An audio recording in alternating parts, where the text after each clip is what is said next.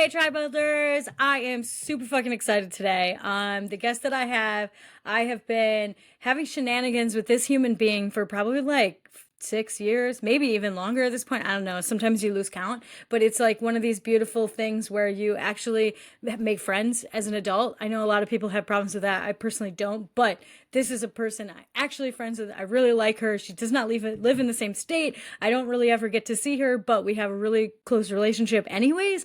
And those are like some of my favorites. I met her through seven figure flipping. We got to be on a stage one time, like when we were very early in our investing journeys together. And like, I mean, there's so many reasons that I think she's kind of famous. At least in my head, she's famous. So without further ado, Amanda Howell, how's it going? All right. Thank you.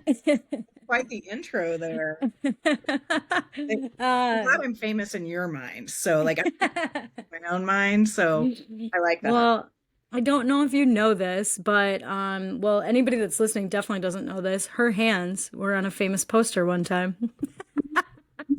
If you're looking at the video of this, you can see them. They're very famous and very nice. They are. Anyways, I digress because people will not know what the hell we're talking about. So, Amanda, please tell my people like what you got going on, like what, just about your business, like that kind of stuff. Okay. I think I always have to start my story with the fact that I was a teacher and a counselor for Mm-hmm. 21 years. It feels like a lifetime ago, but that's where I got my start and learned a lot of the skills that I've used in my business.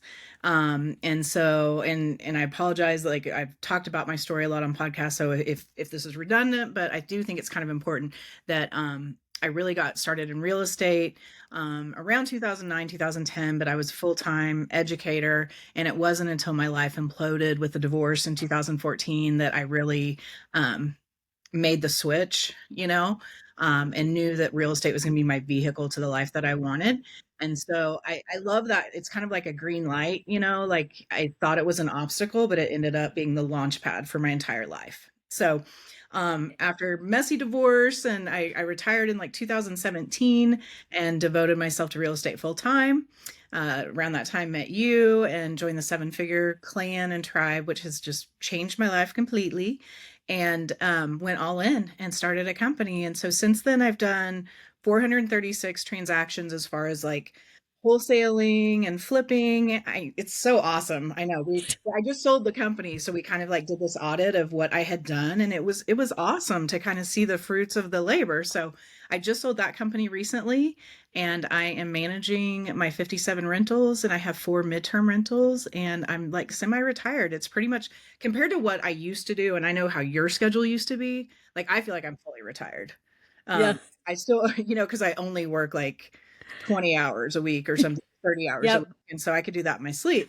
So just loving the pace of life, which I never thought I would. I never thought I was such a busybody, but so that's kind of what I have going on right now. And I'm loving it. Yeah, I love this. You're one of the people that I am referring to a lot if I'm telling a story. Like, there's probably 10 people I talk about a lot, and one of the, I might not say their name, but Amanda is one of them. And it's just because some of the conversations I have with her, I know what her life used to be. Like, she just celebrated a birthday in Italy with her daughter, and she did that in, March and April. And it's really funny to have a conversation with somebody that used to have a teaching business, or like, I mean, she taught, so that means like having a birthday in Italy for like a week or 2 weeks or whatever in the middle of the school year isn't a thing. And she's just like, yep, we're gonna go here and then we're gonna do this. And like, I think that's like the cool transformation is like you made a decision, and like some stuff had to happen, but you made a decision and made lemonade in ways that people never make lemonade. And you flourished. Like, can you tell me like what did it look like before you joined seven figure? Like, did you start out by flipping houses? Did you start out by wholesaling? Like, how did that look? And then why did you make the decision to jump into a mastermind?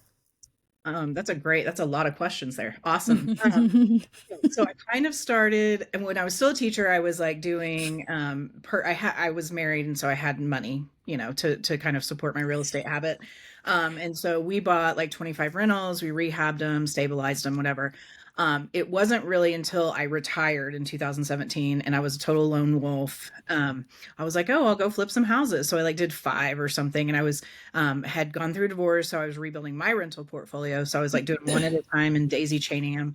But the craziest thing is like the jump from like scarcity to abundance, because as a teacher, like, you have a tire blowout and your entire budget is wrecked. And I had such a scarcity mindset. And you see that it doesn't have to be teaching, but in Oklahoma, they're paid like 50th in the nation. So it's rough. But it could be small business, it could be a corporate career, it doesn't matter. But it's just that scarcity mindset was so ingrained in me. And so I think that that was the biggest shift that I started to see, is like I wasn't going to be successful if I was just like holding on so tight. And so I was super lonely doing it by myself as a lone wolf. I really didn't enjoy that part. Teaching is like super collaborative and you do professional development, you're always learning. And so the way that I found the mastermind is super crazy. Like I love kind of like the symmetry of it all. I was reading a Bigger Pockets post, our mutual friend Ariane. Yeah, Yeah. yeah. So I was reading a Bigger Pockets post that she put in there about something about like, thank you, Justin, in this group, this mastermind, whatever. And I went down the rabbit hole and started researching, 7-figure. And it was so unlike me because my scarcity mindset. I have another friend who's big in these workshops, and she works with ClickFunnels, and she's done, she's presented in Fiji and London, and she's always like saying, hey, Amanda, like go get a coach, go get a mastermind. And I was like, oh no, I'm not going to spend money on that.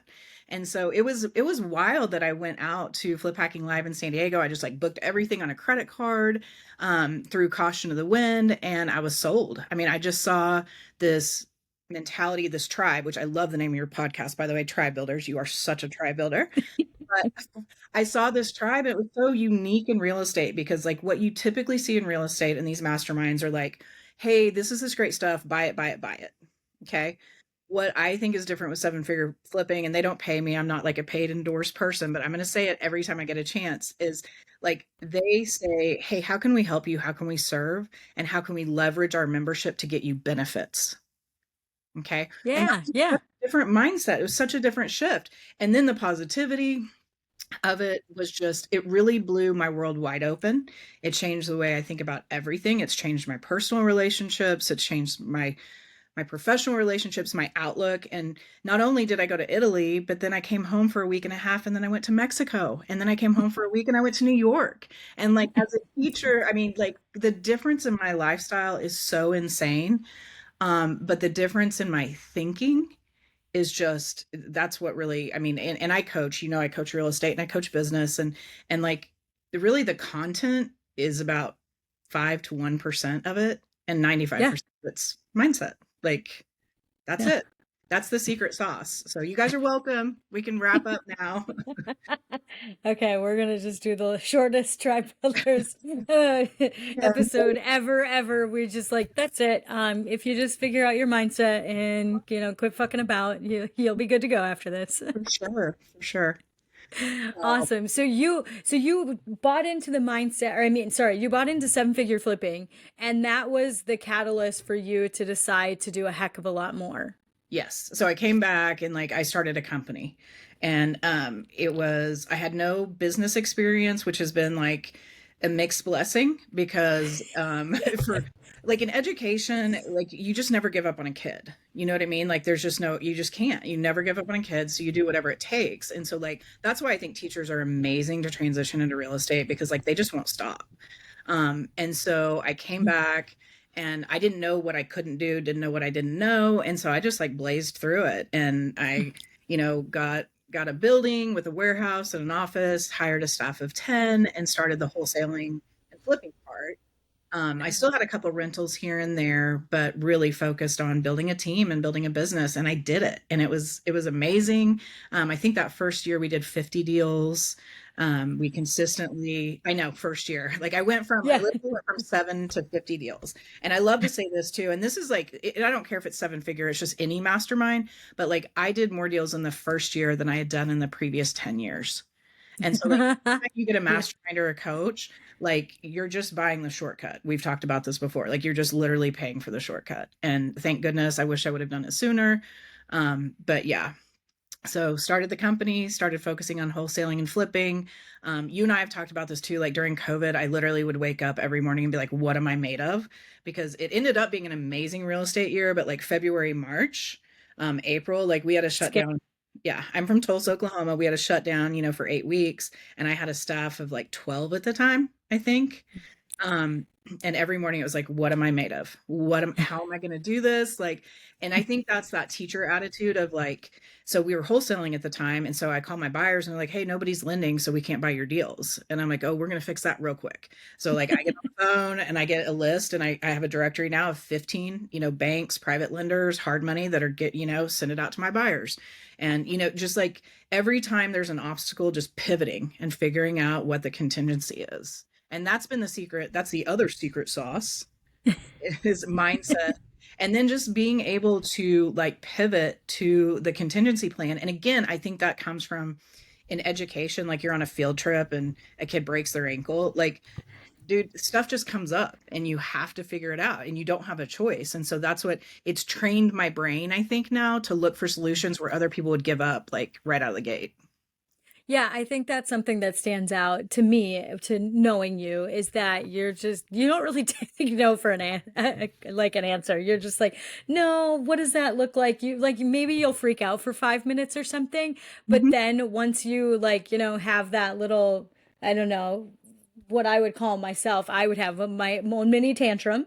And then it's like, okay, now how are we going to fix it? Like, like I got my emotions out. Now, how do we like completely change the way that we think about this? Because if, like you're right, if you don't, I've learned from all kinds of people in seven figure that it's like, oh, you can't find the money. Well, how many banks did you call? Well, I only called like one or two. And I'm like, okay, like, well, there's hundreds, thousands of banks in America, literally thousands of banks. Right. Why haven't you called 100 banks? Like that to me is like absolutely. I always think of Tyler Jensen. It's just like on a loop is call 100 banks, call 100 banks, call 100 banks. Like that's it. Like, and that should be applied, that mentality you apply it to all kinds of shit. You're just like, well, oh, you can't do this, okay, well, how do we solve this? And then you come up with some solutions and you put them in front of somebody. And it's even funnier that it's like it's not you that didn't have the money, other people didn't have the money, so you're not even like, it's not even limited to helping yourself. You're just like, okay, well, I don't want to flip these houses, I want somebody else to flip them. How can we make it so that they can flip these houses? I didn't know that you used to give, like, that you just gave them a list of here's some lenders. Like, that's fantastic. Like, what a great way to pivot. Yeah. And I think, and that's again, something that comes from education is like, you have so few resources. And I've been reflecting on this a lot. So I guess I'm bringing up education, teaching a lot. It's the end of the year. It's like graduation. It's that time of year. And just really the impact it had on me. And so, yeah, just making sure that you just plug along and you move forward. So I had a deal yesterday. As a matter of fact, I don't usually buy from wholesalers, but it's in my favorite little neighborhood where I have, like 14 rentals.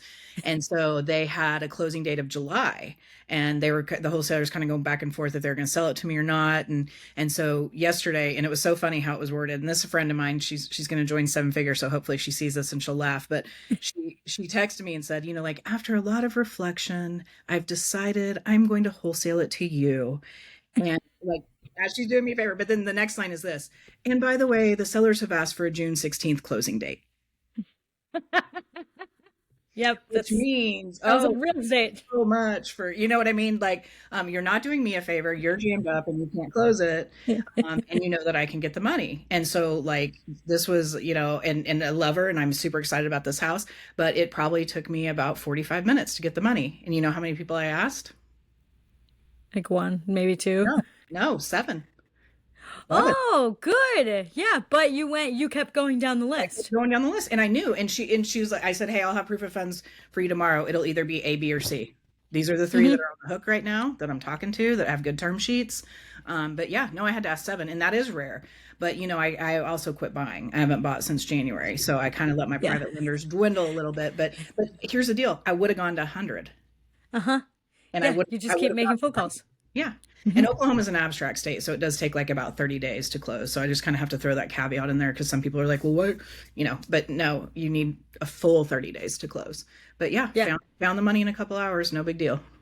Yeah, and that's because like it's just kind of talks about your resilience that you're like, I didn't know that there was a different way. That's what I feel like sometimes when it comes to you, Hal, is you're just like, I didn't really realize there was a no in there. Like I didn't know that that was an option. And that's the reason that your business was so successful and that you were able to make a successful like exit. Let's pivot to that conversation.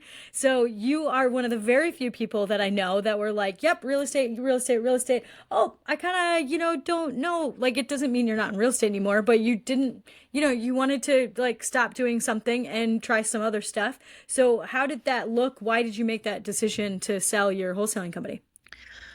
A couple different reasons. I don't think I realized how burned out I was, because wholesaling, and people think it's so easy and it's not. I mean, wholesaling is like probably one of the tougher.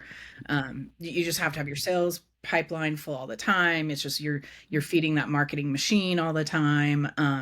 And so like I love it when people are like, I think I'll just start wholesaling. It's like, no, it's not that simple. I mean, it's like, and I do. if you're a buyer, like you're a flipper, you're going to pay one way or another. You're either going to pay the assignment fee to a wholesaler, you're going to pay commission to an agent, or you're going to have to build your own internal system and find your own leads. And it's rough.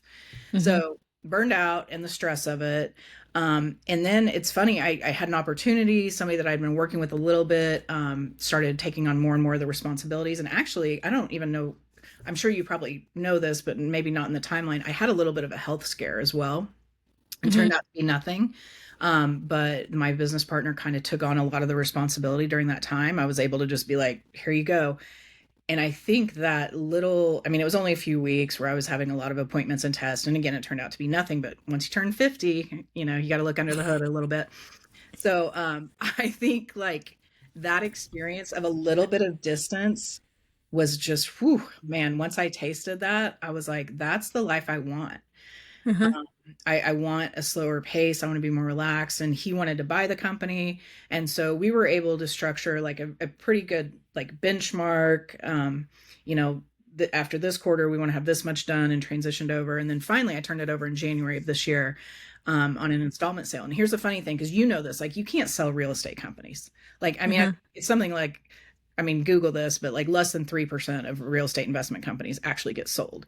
Um, Uh-huh. so I was lucky to do it. But then here's the crazy thing, like even since then, he and I have both been getting offered like out of state. This is a big deal right now. A lot of capital people are going out and just flipping businesses, Uh-huh. right? And so Yep. like I'm getting like inquiries from Missouri and Colorado and like, which lets me know I built a quality model, Yep. and you can replicate it. And so now there are tons of failures. Can't wait to talk about those. But like the success of it is like if you can create a template or a system that people can replicate without you, it has to survive your personality, then I think Mm-hmm. you're successful. Oh, that's fantastic. It has to survive your personality. Yeah. And your Um, day-to-day touches, you know what I mean?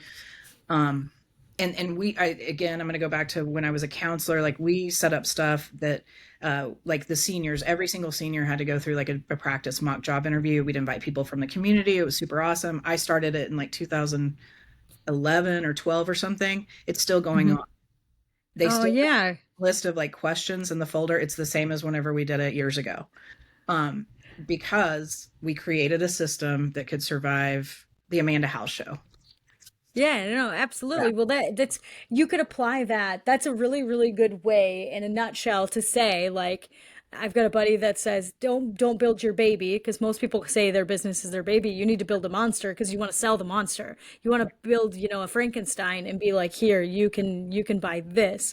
And this is just another version, but it's a very, very pertinent version because your personality, I mean, a personality is in a business. Like a lot of that stuff, like I'm in a short-term rental business. Most short-term rental businesses, hospitality comes from the owner's personality. 100% like the way they like, because hospitality, like there's obviously a benchmark, there is a way to do it, but somebody's personality is really what's in there. The reason that people are giving the good reviews is likely because of that human being's personality. Like my company is called Yay You're Here, and it's because that's Tanya Rooney, like 100%. Like when I see people, I will literally say the word yay. So that's the reason that business happened that way. So it's interesting to say, like to look at it in that aspect, or look at it with that lens, that it's like your personality is a part of the business, but is it it can't be the whole business, because then it isn't sellable. Correct. So interesting. What do you feel like some of the failures were around Ooh. this? I'm still reconciling this You one. said it, so now I gotta pick No, on no, you go it. for it.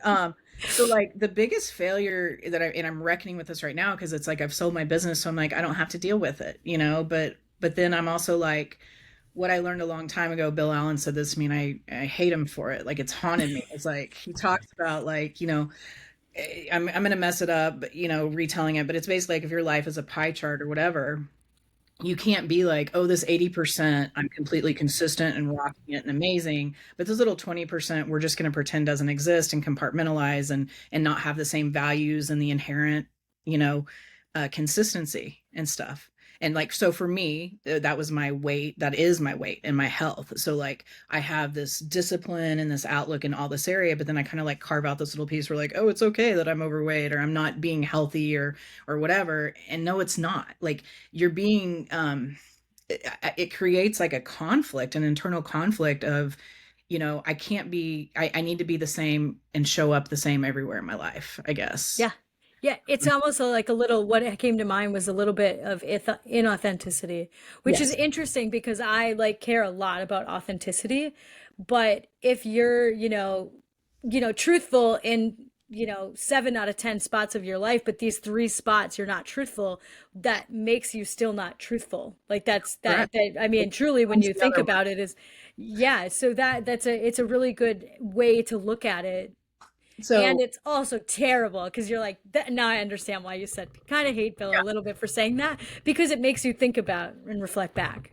Yeah, and you can never, once you know, you can never look back. Can't You never unknow. set that Can't goal. unknow. You can't unknow it. So turns out like I was a terrible leader.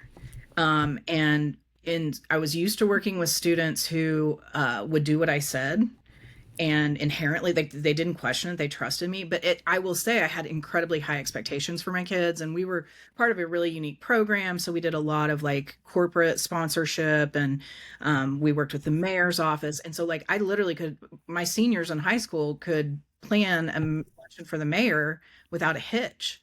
And then I start working with adults, and I'm like, whoa, whoa, what? Like, I Yeah. mean, I I just expected them to do what they're supposed to do.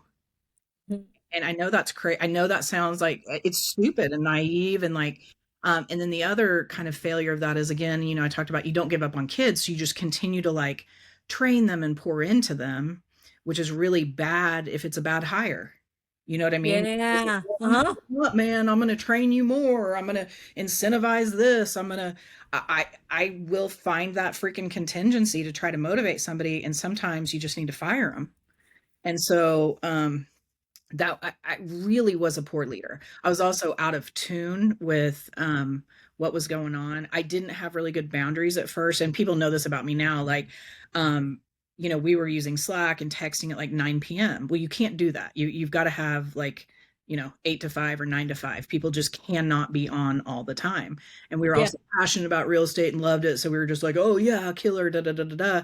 But no, it just wore people out, burned them out, and so now, you know me, I'm really stringent. Like I pretty much won't answer my phone before 9 a.m. And after 5 p.m., if it's a business call, it's not going to happen. And I'm a licensed agent. Agents lose their ever fucking loving mind when they're like, what do you mean you don't take calls after 5? And I'm like, I don't, unless it's Uh-huh. an emergency. Like we're talking tomorrow. You know, Yeah. your PRR is not an emergency, or your, you know, signed disclosure. We'll talk about it tomorrow. So, Yeah. Yeah. That's it's a mindset shift for a realtor for sure. oh, Like man. at least the other ones. No, for sure. So yeah, so the failure of leadership was pretty big. And again, since I'm like not in a leadership role, I'm kind of like, yeah, you know, maybe I don't need to work on that, but it feels inconsistent with who I am. Yeah. Yeah, that would be a struggle. Like in general, you even talking about that makes me think, holy crap, that would be a struggle for me, and it is a struggle for me, is the inconsistency within. And I've figured out a lot of this stuff in the last like few, probably 6 or 7 months, is like the integrity of how we show up, because the only thing that we have like is our integrity, is the word that we have, is the word that we give to somebody. And if you show up nine times out of 10 or 10 times out of 10 in these four areas, but only like two times out of 10 in these areas, well, then that's which version is true. Like both versions are true of you, but it's just what you as a person do you want to show up like that? Like what does that look like? How does it look? Does it need to be that way? And sometimes, we can give ourselves grace, and now you have more time to not give yourself grace. Which is what's happening because you sold the company and now you're like, well shit, now I have to work on this because I'm not these were always my excuses. The business was my excuse. Making sure this happened was my excuse. Making sure my kids, were fed or like, supported whatever way. And now you don't have the damn excuse. No excuses. No Oh excuses. my goodness. How's that going? It's exhausting. It's exhausting. Like we've talked about that because here's Hmm. the I'm learning a lot about just like myself, about women in general. I'm learning a lot about our society. Like we are usually so busy, you never like step back to like look at the view and check it out. And so like I'm part of this women's dinner club, and the first dinner we do, like after I've sold my company, retired, whatever, they're like, "So, what's the next great thing you're going to do?" And I was like, "Fucking nothing." And it's going to be great. Like nothing. I don't like, and we're in different stages of our life, but like I'm 50, and I had a 21-year career in education that I loved. I was very proud of. It was very fulfilling. And I built a successful business and, ran that for however many years. And I'm still running a business, but I don't have to do anything else great. Uh-huh. That's been the biggest relief. I will tell you, not being on and not being an image or a personality has been the best thing for my authenticity, because as a Hmm. school teacher and I was in a very public role, like I did press releases and I did media interviews and stuff. And so like you're presenting an image. Doesn't matter. Like real estate, same thing, because I was on the board of the RIA and because I had this women's group that I ran, and owner of a company. And so like I had to be on all the time. Hmm. And it's funny, like you were asking about my socials and stuff, and it's hilarious because now it's like, no, no, no, I don't have any. I don't care. Like, I don't have to maintain my name as an image anymore or a brand. So I Hmm. can share my opinions about politics. I can share what I truly feel. And that's been the most freeing part of it, Yeah. is that um, I don't have Not to, worrying about blowback. yeah. And I don't have to give a fuck what people think about me. Oh my gosh, and that is like the best thing ever. Like it's amazing, and I still do. Like I find myself catching myself, worried, and I'm a good Southern girl and very polite, um but that's been the most freeing thing, I think, is I get to just be me now. So, Yeah, I think it's awesome. It's been fun to watch the transition because I remember a few versions of Amanda Howell because I've known you long enough that it's like, oh, this is awesome. Now there's this version and watching you figure out what the hell is next and like where do you want to be and what do you want to spend your time on, and it's a really fun spot to be in. Like whether you have a lot of money or you don't have a lot of money, it's still a super fun spot to be in because I get to be in that spot. I don't have a lot of money, but I don't care because I'm just like, yeah, but I really want to go do this, so that's what I'm gonna do. and it's so like your lifestyle like seems crazy to people. It doesn't to Hmm. me. Like I remember when you Hmm. started talking about, hey, we're gonna have like this kind of gypsy lifestyle, and I'm like, hell yes, that sounds amazing. But most people have a weird reaction to it, right? Like I tell Hmm. people about you and Matt and your situation, and people are like, what? And I'm like, no, they're like they just went to Thailand, like they're living their best life, but it's Yeah. so uncomfortable for Yeah, people. it's not socially acceptable, but it's not socially expected. It's kind of like, so what Amanda is talking about is, me and my husband sold our house about a year and a half ago. We had a house on a lake. It was seriously our dream. Man, we talked about having that house for 10 years. We found that house. It was so awesome. It was on a lake. We got to have the friends over. It was up on a hill. We look at the water every day. We had a pontoon, we had all this stuff. And then we were walking, around Christmas time the year prior, whatever, 10 months before we sold it. We were just like, I don't think this is our dream anymore. And it was a whole conversation about what all kinds of dreams that we had and goals and how we've achieved them. And it was like, this has felt so good, but now it's just kind of like, oh, let's try something else. So we opted, like, fast forward 10 months, we got it ready enough that we sold it, and now we've just been like hopping between some of our houses. We live in midterm rentals. we drive to Florida and stay for a month, and then we see people on the way. We, went to Thailand for a few weeks. We went to Greece for a few weeks. Like we just take trips, and we kind of have a nomad life. And right now we are looking for a house that we could flip so we could live in it for a while. But it's just not a socially normal thing. Like people can't wrap their head around the fact that I will pack up my entire house in 2 days because Matt said, "Oh, hey, they're transferring me, an hour and a half north to this other nuclear power plant. We have to move because this is too far of a drive." And truly that has happened on a Thursday, and I was moving us Friday night. And like people it's just a different kind of life to live, and it's fun because the reason I like it that so much is I chose it. And that is like the coolest thing is like you're Amanda, you are choosing the life that you are living right now. The school isn't choosing it. Your husband, ex-husband isn't choosing it. Your children aren't choosing it. Like nobody is choosing your life. You are. And what you do every single day. And if you want to go take a trip, it's 100% your decision, and so many people do not get to live in that. Most of the time people are making decisions about what society expects, about what my parents expect, what my friends might think. Like it's so much ego and shame that are in a lot of these decisions we make that it's like, well, do we have to do it that way? And I've realized, no, that's not the mold that I'm looking for. And I think it's beautiful that you get to live this life now and you get to literally pick it, which is interesting because It it's so big. it is. And it was paralyzing at times. Like it was, I think you and I had this conversation, it was maybe 2 years ago when I had this like self-discovery that my work is not my value. And boy, I think that had a big part of me selling the company. By the way, the trash trucks are coming in. So if you can hear that, yay, It's real okay. life, the joys of working from home. Um, you know, it was paralyzing a little bit because I was like, first of all, it felt like a divorce almost. Like when I had that realization, it felt like I was grieving and I had to remember what I liked. You know what I mean? And Yeah. so it was also paralyzing because without that vessel to fill me up, once I'm in again, once you realize something, you can never look back. I was like, I lost my drive. I'll be honest. Like I lost a lot of my drive because I'm like, who am I doing this for? Like Hmm. I have enough money to live comfortably in the setup that I have now. Not rich, but very comfortable. And I have a future plan for, I'm wealth building with my rentals and stuff. And by the way, people do have a misconception about this is like, I've paid myself a teacher salary since 2018, the same teacher salary. I still drive my Honda, Pilot that's a 2014 car that's been in the shop twice in the past week.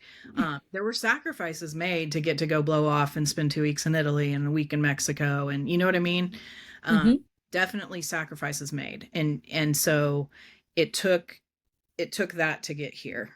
And I'm incredibly blessed and feel, the abundance that I have. But I don't feel pressure to do a new thing. But it is paralyzing to have all that freedom. It reminds me of COVID too, because like during COVID, everybody's like, oh, I wish I had more time with my family. But then what happened once people That's so had bad. to work from home? They're like, man, get these kids back the fuck to school. And marriages are breaking up. Like, Oh, what yeah.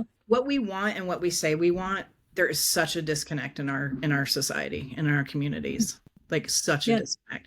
And so when you get the freedom to choose, which is a super blessing, I don't mean to sound but also I earned it too. And Mhm. that's another thing that I think that I rub people the wrong way and I don't give a shit anymore is I will not play small anymore. Mhm. And I think women especially get a really bad rap for that. Like if somebody asks you, are you good at your job? Like, who's going to be like, well, I mean, I'm okay. I do my best. Like, no, you're going to be like, I'm fucking amazing. Like, I'm amazing. Yeah. And so, and people just get like, if you ask me, that's the answer you're going to get from me is like, I do Mhm. stuff that most people can't do. And it just really rubs people the wrong way. And I'm like, I don't understand why a man can sit here and brag all day Mhm. and we're totally fine with that, but a woman just asserts a truth. Like this isn't even like it's not even an opinion. I've got the data to back it up. I'm a badass. Like, Yes, so, I agree. so that's something I'm kind of been work I just won't play small anymore and had to do Mhm. that for a long time, especially being, being in construction and working with men. And when I was on the RIA board, I was the only female and it was all men. Like there's just a different vibe there. But Yeah, I talked to somebody last week actually on the podcast, and I just said we had agreed women just bring magic that it doesn't mean men don't bring magic, but women bring a type of magic that's just different to a room. That it functions differently whether we're in charge or not. Like like, and I don't love the it's a woman's touch kind of bullshit, but at the same time it kind of is. Like there's a different kind of magic that comes from the type of human being we are as women, and it doesn't mean that it's only women that have that, or some men, whatever. It's the general, it's a general statement of like we bring a magic that you just it's not replaceable in a lot of things. Like if we just wave a wand, it's just a little bit better. So when you were talking, something came up that I want to ask you. I've never asked somebody this kind of question, and now I'm like, huh, maybe this is a thing. What Uh-oh. do you think of when someone says must be rough? You just said you spent some time in Italy, you spent time in Mexico. What is your response in your head? It might not be to somebody, but what's a quick summary of what do you respond with when someone says, "Oh, must be rough, Amanda"? I mean, in my head, it's like There's a it's lot my of swear mind words. fucking business, but outwardly is like I've earned it. But also, I just don't even care. Like, I don't respond. I've gotten to a point. I used to care what people think. We've already kind of mentioned that, but like, that's their shit. That's their baggage. It's not mine. Hmm. I will say, when I say I learned a lot about society and community, like, I can't believe how readily people are ready to hate. You know what I mean? To be a hater. And um, it's very rare that people genuinely celebrate your success. And it's crazy because, like, it doesn't even impact you, but it's like our own insecurities. We go inward. There's just so few people that are true, genuine cheerleaders. It's so easy to be a hater. And I just, like, I'm so over it. Like, Hmm. and that's, I almost can't have conversations with you talked about like being unemployable or whatever. I think maybe I was Oh unemployable yeah. when I was employed. I'm not sure, you know? Yes. Like I I kind think of, a lot of people are unemployable that are employed, Amanda. I mean, like yeah, they used to, like, I was always the ask forgiveness, not permission person, and I just did whatever I wanted. Yep. And so, but here's what I can't stand anymore is like that sort of self-pity bullshit and I was there, and I do have empathy for having your nose in the grind, just having blinders on and not knowing that there's a whole other world out there. I do have empathy for that. But Hmm. I have no sympathy or patience for excuses. And I almost can't talk to people because, like, to me, I'm like, well, why not? Why not? Go do this. Go do this. If you want to do that, go do your dream. Like, da da da da da. And people just think Hmm. I'm insane. And I'm like, Yeah. oh, you're there. You've got, Yep. small-minded shit, and I can't, we're not even speaking the same language, because people will say, oh, I want to go, or I want to go buy a lake house. Okay, great, here's how you can do it, da, da, da, da, da. Or I want to start my own business. um People are just mostly full of shit, and they're scared, and so um I just can't tolerate the small-mindedness. So I know I sound like a real jerk, but whatever, it just, No, honestly, this all tracks with me too. That I'm like, people probably hate talk. I mean, weirdly, I think people love talking to me, but I'm pretty sure there's a certain person that comes up to me and they do not want to talk to me. They're just like, wow, or they don't like me within 5 minutes, and I'm okay with that as well. Like, I don't need everybody to like me, but I'm very matter of fact that it's like, yeah, you have weird excuses in your head that are stopping you, and you actually don't have to. There are ways to do it. I'll totally tell you how. Like that's the cool part is like there are people like us that are just like, yeah, I'll show you how I did it or I'll tell you how I did it. Just do a couple of things to show me that you'll actually do it, and you'd be surprised at how much you could lean on me, because all of this is possible. Once you realize everything is possible, you really could do it. Your whole life can change, but it's still up to you. It's still a decision that everyone has to make. Like, you can leave the husband that beats the shit out of you. You can leave the job that fucking sucks out your soul. You can buy the house that's down the block that you think is like that's not a rental, that you don't think that you can afford or achieve. You can do all that shit. People do it every damn day, but they make a decision, and that's what gets the ball rolling down the hill. So you'd be surprised at the momentum you can have, but you have to. The first domino is your mindset of saying I can do it. yeah, and getting those excuses out of the way, and your Oh, own fucking self-critic, and excuses. recognizing Mhm. that failure is part of the journey. And I think too, I was such a type A personality, I still am, but Yeah, you um still are. Was But, no lie. but I've accepted failure a lot more, and, like and it doesn't bring me down, and, like, anybody who's successful, like, I'm rereading Let Them by Mel Robbins, and I every time she talks about, like, being bankrupt and or almost being bankrupt and financially struck like, that's just it's just like this is the journey. It's up Yeah. and down, and and I know it's so cliche, but, like, what separates successful people from unsuccessful people are the people who quit. Hmm. um, because you should have I have failures, you know? I mean, like, I'm selling 2 rentals right now to drum up some cash. It's not really a Hmm. failure, but you know what I mean? Some people, like, would see it as that. Like, there's no such thing. It's just a new setback, a new start. Literally, I could lose everything Hmm. tomorrow, and start over and be just fine.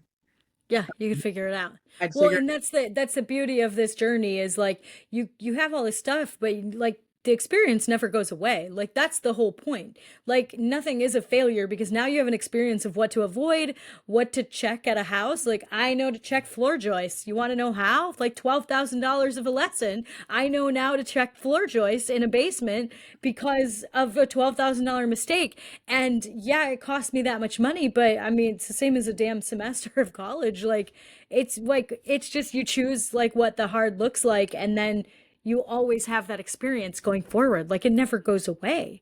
You now know what not to look for in when you go bankrupt or whatever. Like I mean, your best bet though is to learn from it, yeah. not like go bankrupt again or like do the same things over and over again to get that same result, you know. Yeah. But I think we're so hardwired to be so scared of failure. But it's just Mhm. part of the journey. You just have to accept that you're going to make mistakes and you have to learn from them and grow. And I mean, Yeah. I can think of so many instances of like, yeah, we didn't have shut-off valves turned off and turned the water, like flooded a house when we turned the Oh water on, yeah. just like super dumb shit, but you do it once and then you learn from it and move on. So, Yes, there's so many good ones, you know. I don't know. Every time I get knocked, I'm like, okay, I know not to do that again. yeah. Okay, so another thing I want to talk about, where is someone like you have a pretty good network of people. Like the whole point of my podcast is kind of to show people that, you can build a tribe freaking anywhere. Is there anywhere that you've gotten a friend or a mentor, or some kind of advisor, you met them in a really random, weird place? That it's like, and then all of a sudden you had a lender or you found a house because of it or, something like that. There's so many connections that I can't even like. I think you know this about me though, is like I am gonna take everything off the bone. There's nothing that's gonna be left. And so like if I buy a house from somebody, like I buy a house from Tanya, okay? Hmm. I'm like, hey, I bought your house. I'm gonna wholesale it and you're moving over here. But now, Tanya, you have $120,000 in your bank account. Where are you gonna invest that? Because we have this project over here. Would you like to lend on it? And then I'm gonna make you a private lender. And then I'm gonna pay $2,000 referral if somebody sends me a house. So now you know what I mean? Like it's so I've created an ecosystem, and this is true because like I said, I just put a house under contract yesterday. I'm not even buying houses, but there's an Hmm. ecosystem of um, when you bring service to every interaction that you do, you get it back tenfold. And so Hmm. like I make sure that every interaction, oh, you need a contractor, let me send you my vendor list. Okay. I'm going to bring value to every single interaction that I have to where it's reciprocal. People want to bring value back to me. And so, I mean, I have had people from my buyers list lend me money. I have bought houses from neighbors. I have had referrals. I have sellers that I still go visit in like retirement homes. I have two. Like one just had a 100-year-old birthday, and his daughter called me up, and I went. You know what I mean? Like, and that relationship actually was really special to me. Hmm. Outside of having a network like benefit or whatever. So it Yeah. filled my soul, I guess. Yeah. So Yeah. No, so absolutely. I can't think of like one that has just been so powerful, but I'm thinking of a lady who one of my very first houses, I bought this out right when I came back from Flip Hacking Live, when I was on my own. She was in foreclosure. She had it under contract, and she got one of my postcards, and so she ignored it because she had it under contract. And then, like 4 days before the auction to go to foreclosure, she calls me crying, and I was able to buy it, and she's still my tenant. And this was 2018. So Wow. and she impacted me. The reason they were in foreclosure, she took care of both of her parents. It was her family home. She lost them both. She had to quit working. So it's like, um, yeah, I think if you're out there doing good, being of service, then it's just like creates this flow, and it's amazing. Oh, that's awesome. I love that. And I know that about you, obviously, like that you create these connections and they're worthwhile having. And I love hearing you say that, you provide service, or if you serve other people, like the stuff, it does come back. So it's fucking awesome. And I'm Um, extroverted too, by the way. Like people don't know that. I mean, my close friends, like you know that about me, but most people don't know that because I was a public speaker for a while. You know what I mean? Like I present a lot. But I truly am really introverted. I do much better on these like small group and one-on-one interactions and stuff. Yeah, it just means you didn't let it stop you, because your resilience is obnoxious, honestly. I mean, I love it, but it's like It's that's weird. what it is. Like Yeah. it's the thing about you though, that your resilience is the thing that has made you all of the things, and you just keep fucking going. Like resilience and pivoting, you're just like, "Oh, I'm an introvert. I don't fucking care." Like that's not introvert isn't going to make me money, or leaning on the excuse that I'm an introvert Yeah. isn't going to bring me forward. And that's the mindset piece that I don't know when you had that. I don't know if you've had it always, but you can decide that ADHD and ADD and being an introvert is an excuse, or you can say, yeah, that's not what's going to take me down though.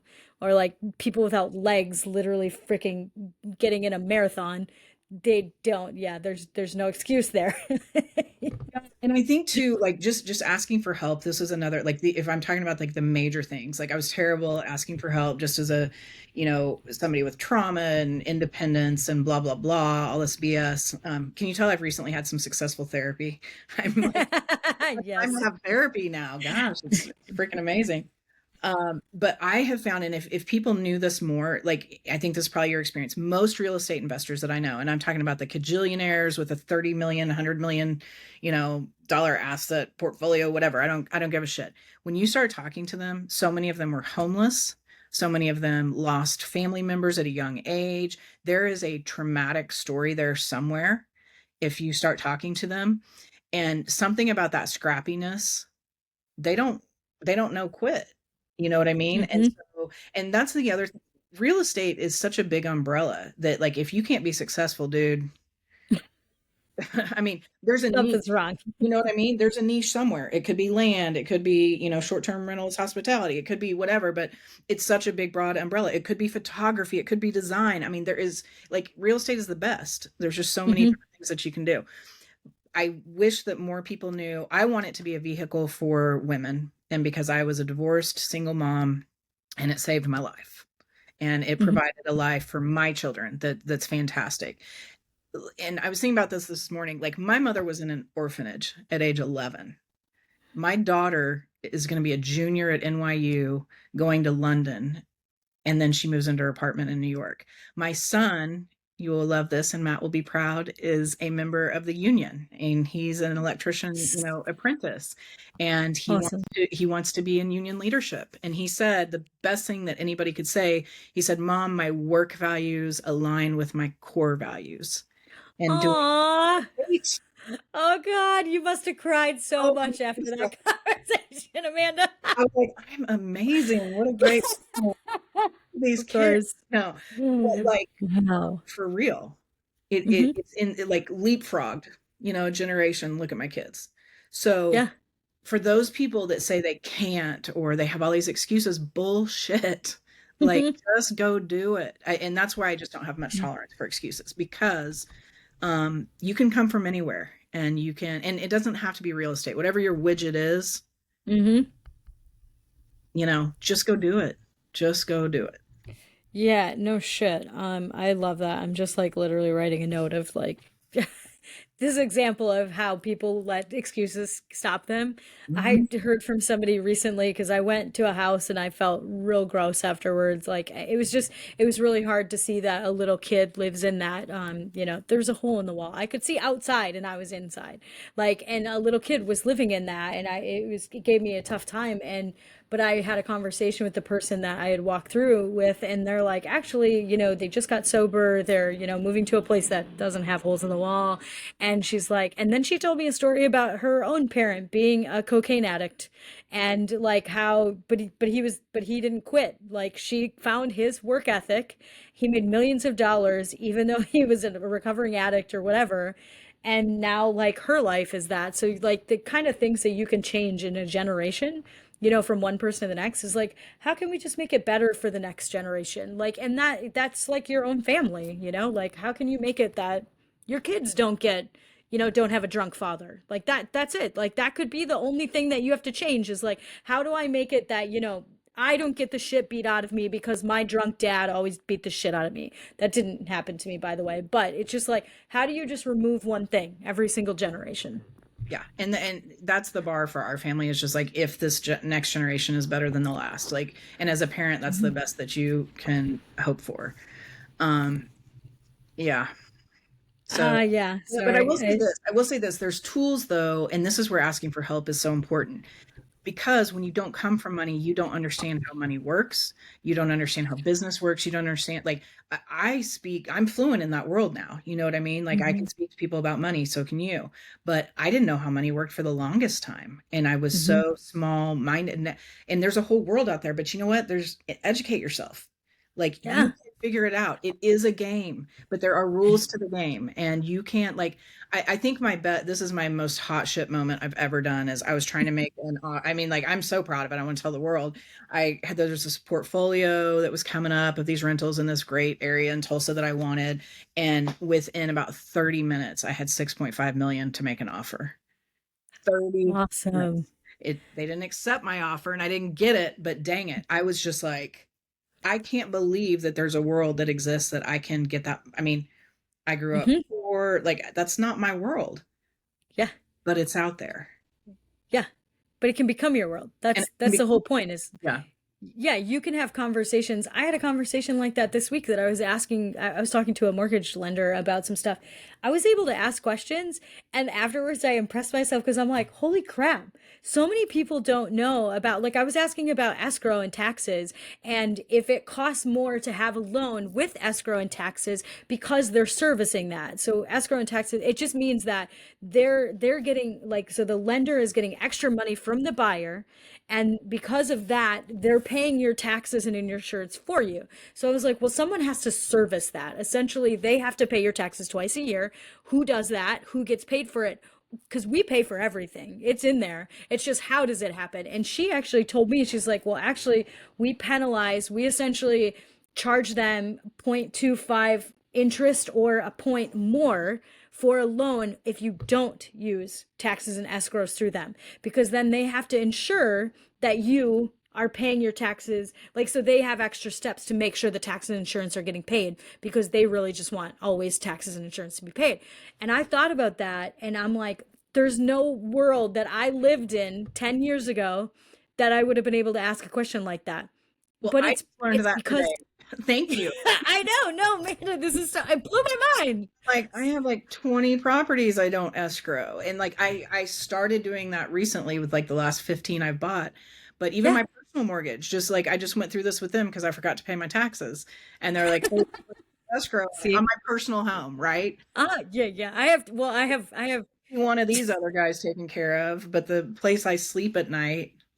So, Honestly, I have to put reminders on my calendar to remember to pay taxes, because some yeah. of our houses are, and honestly, I have actually double paid taxes because I forgot that one of our houses got paid through escrow, and I paid it as well, and had to like do the whole rigmarole to get a refund, because I'm like, well, I'm not double paying. Like, this is stupid. I'll never get this money back because it'll keep going into, or like, because escrow is going to keep paying it. But this is just something that there's no way I would have known stuff like that. Like, I actually did buy a house in 2008, 2009, that kind of stuff. It got foreclosed. It's funny because now I'm just like, oh yeah, I was part of that. But it was a house with a boyfriend, and like, there's just all these things. And I don't know why the bank gave us that house, but whatever, they did. And long time ago. And there's no way I would have known to ask those kinds of questions. There's just like, I mean, there's not. So I know people get on soapboxes and how the public school system doesn't teach certain things, and they should. But there's also this other version of, then why aren't you teaching them? Like, and why aren't we like, I mean, yeah, you might have to pay for it as a parent. You might have to pay to get your kids some education on how to pay loans, how to take out loans, how to balance their checkbook, like all of that financial literacy stuff. Because saying the excuse of, well, they just don't and it's a crap system, well, instead of making the excuse, why not, how about you start changing it? Like, how about you start helping? How about if you do understand it, how about you start offering that to the neighborhood, like literally the whole entire community? Because if you know these things and you're savvy enough to ask the questions, it means the likelihood is you're already like an advanced user. It doesn't take a lot to be an advanced user in insurance, in mortgages, in, finance, like any of that stuff. So it's just changed the way that we think about it. And yeah, it just Well, and enough to be dangerous. I remember the first time I negotiated a loan rate. In the past, I had just been so grateful. Oh my gosh, you're going to give me money. Like I'm talking about like Uh-huh. commercial lenders, not private lenders, but commercial lenders. I was like, oh my gosh, I'm just so grateful you're going to give me money. It was years before I went back in and was like, no, I'm shopping this loan and this is the Yeah. I want. And then like I also recast, I had like a couple bulk ones, like six houses here, four here, five here, whatever. And they were at super high interest rates because it was like 22 or 23, I think. And so I was like, hey, I'm going to go shop these and refi them unless you guys can drop them. And overall, they dropped. Overall, it ended up being 1.75%. Like Yeah. they recast my loan. I mean, it was just like, I didn't know, but you don't know what you don't know. And so that's the other thing. Ask for help and then also ask all the questions. I think in real estate and in most industries, we don't want to look dumb. Ask all the questions. Yeah, who the hell cares? I asked a tax question that saved me like 38K from Adam Ray. Taught me about Yes. segregation studies. And I was like, hey, this may be a dumb question, but, and then literally saved me $38,000. So Yeah, the cost seg is the most powerful thing in real estate. Seriously, it's so beautiful. And you're right. Like if you don't ask the questions, you won't know. And I ask questions all the time. I'm just so interested. Like I didn't know I knew as much about insurance as I did, but my mom has been in insurance for 25 years, and I do know enough to be dangerous. I actually didn't know this until I started talking to some people, and I'm like, oh, you don't know anything about insurance. I do. Like, so, I mean, recognizing that and knowing that we put in our reps. God, we put in our reps. Like, like you had to, you've had 30 fucking loans. And that's how you know that you can say, like, hey, drop this. And you also know that, refinances on a normal single family house are actually a really big waste of money because all of the money that goes into your mortgage, you're only paying the bank interest the first like 15 years of the loan. So when you refinance after 5 years or 7 years because you're going to get a lower rate and it means you're going to save $200 a month, they just literally put a reset button on your whole entire loan. So now they get the first 15 years of interest. They get to reset that. So they always get their money, guys. they But do, knowing things like that. but also pulling out your equity that's tax free. I mean, I'm a big, Yes, of course. like, that's my whole strategy. Yeah. Don't poo-poo I that. but the thing is, like Amanda, you do it to buy a house. You literally are pulling that equity to buy another house that's going to make you more money, whereas the average person that doesn't have real estate doesn't. They use that to maybe buy to pay off all their credit cards. They maybe do it to buy a boat. Yeah. And some of that stuff is worth it, but at the same time, like how you finance things should be discussed further because you actually aren't saving money by doing that. You're just saying like, "Oh, cool, I'm going to do this thing so I can have this boat." But you're just like giving the bank an extra 100 grand. Which I can't believe people don't do this. Like whenever you're getting money, you should have an Excel spreadsheet with a side by side comparison of like, so like I was teaching, I did a presentation in Mexico about private lending and somebody was like, well, I said, how many of you guys would pay like 17% for money? And like two people in the room out of 300 raised their hand or whatever. And I was like, well, you guys don't even know the terms. You have no idea what the deal is. And you just said no. So like it was ended up I brought it was a probate deal. I had to fund it within 2 hours and I closed it. I offered 17%, like I think 2 points and $100 a day. So it ended up being 17% for a Yeah. month, whatever. Got it within 2 hours. I had sold it. So I bought it for 230. I sold it for 278 same Yeah. day. And 100% would yeah, pay 17%, guys. I'm like, so how many of you would pay 17%? Because my guy made 17%. I made like 34% ROI. So you know what I mean? Yeah. So, but here's what they don't do is like, so private lending, like, so I asked them like, well, would you take private lending at 12% no points, or would you take 10% 3 points, or you know what I mean? And people don't do a side by side to see exactly what the fuck they're paying. Yeah, And it's because most people would never understand this math. And it's actually, I mean, not trying to dumb it down, it's basic math that you can learn. It's yes, learnable. That's the point. It's not fucking geometry, it's not algebra, it's not yeah, trig. It is actual stuff that a spreadsheet can help you with that is reasonable. And if you don't feel like you can calculate it, you can find people that can help you. They can teach you for how to sure. do this. Yes. Mhm. And you have to do it because you just like there is a cost to money, just like you said.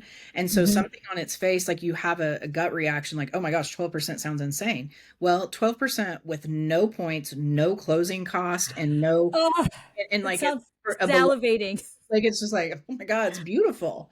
Like, Yes. I'm going to pay 7K in admin fees and closing costs just to get the money. So I don't Mhm. care if it's at 10%. You know what I Yeah. mean? So Yeah. Mhm.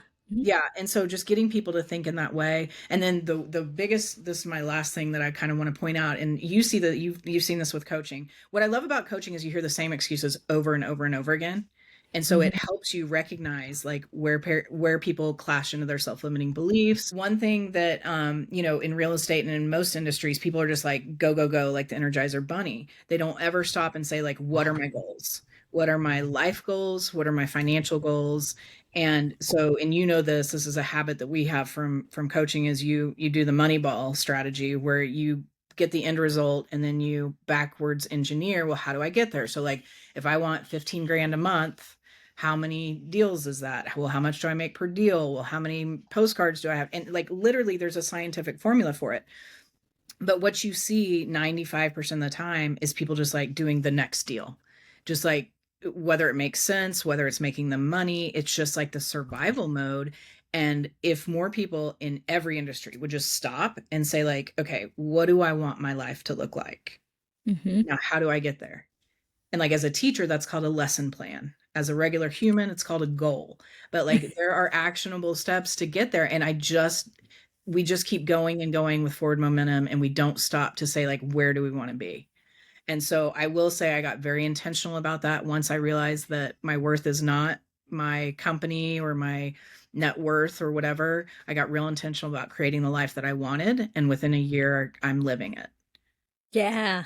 Yeah. Yeah, I've watched you do that. It is pretty freaking awesome. And I wish more people actually cared about being intentional with their time and what they want to do. And it's beautiful. And you can do it. That's the whole point is like if you don't get anything else from this is like you're capable of figuring this shit out. And if you need help, then just ask. Yeah. That's just ask And for if you get help. told no, just ask somebody else. And just, Yeah, just ask 5 more people, yeah. 10 more people, whatever. I mean, like in coaching, you say, like, I dare you to get 100 no's. Like, you Oh can't. God. Like, and I used to say that in my women's group. I'm like, I dare you guys make 100 offers.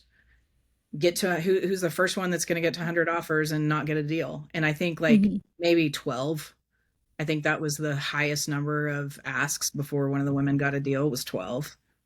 Wow, yeah, that's amazing. So anyway, I love that. No, I love this.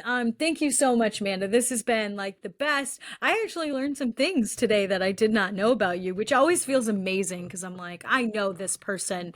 But and we've spent a lot of time talking about a lot of really fucking crazy stuff, and we didn't even talk about aliens today. So there's potential for more oh episodes. my gosh, I would love that's our secret little aliens and ghosts and Weird stuff. But yeah, so if somebody did want to get a hold of you, can they? Should they? Or not? You they could say no. yeah, they can. Mhm. Facebook is probably the best way. They Okay. can also email me at 918propertymanager@gmail.com. That's super official. Like, it's so funny that I just have like this generic, all my company branding stuff is all gone. It's just like me. Um, Yep. but I'm very, I will reach out. If people reach out, I will respond, but I'm also very protective of my time. And Mhm. so what I find a lot of times is, and I'm happy to chat with people too. I do coaching. I do like 20 minutes free as an intake, and almost nobody ever needs a follow up after that. But Mhm. I do offer coaching at $300 an hour. Um, and so, but if somebody just calls me up, I'm happy to chat with them. But what I find is they usually like start following up as if I'm their personal Google. And Oh so yeah. I will put a boundary down and just say like, hey, I'm happy, make a list of your questions and then let's talk. Don't email me every time you have a question, whatever. But happy to Yeah. help or point them in the right direction. I think what you're doing is amazing with the value that you add and the networking, and you are just such a connector, which is you've brought so much joy to my life just from your wonderful personality, but also just with the people and experiences you connect me with. It's awesome. So Yeah, love you. thank you. I appreciate that. I'm very glad you're part of my circle. Like you're definitely one of the people I don't even just talk about your famous hands. Like I literally talk about like all the things about you. So I appreciate how many lessons that you make me learn in ways that I either watch you learn something and then I learn the lesson, or like we learn them together, or you point them out. So I appreciate having a person like you in my network. And I think everybody needs a friggin' Amanda Howell in their network because it's Thanks. awesome. So, okay, thank you, Tribe Builders, for listening today. I hope you. I don't know. I wrote a lot of notes today. I really think you got something out of this. If you didn't, I don't even know if you should listen anymore because Jesus H, there was just so many things that made me go, holy shit. Yeah, that's a good point too. And it's nice to get advice or just to get a general conversation like this, or get to listen to it from somebody that has sold a couple of companies by now. Like, I mean, she's actually made money on the things that she's sold. So, if you ever need to be connected to Howell, I'll put her information down in the notes. But if you don't find it, just message me and ask her, and or ask me, and I'll connect you. So, thanks everybody for listening. Thank you, Amanda, for the time. I love this, and we'll see you next week, guys. Bye.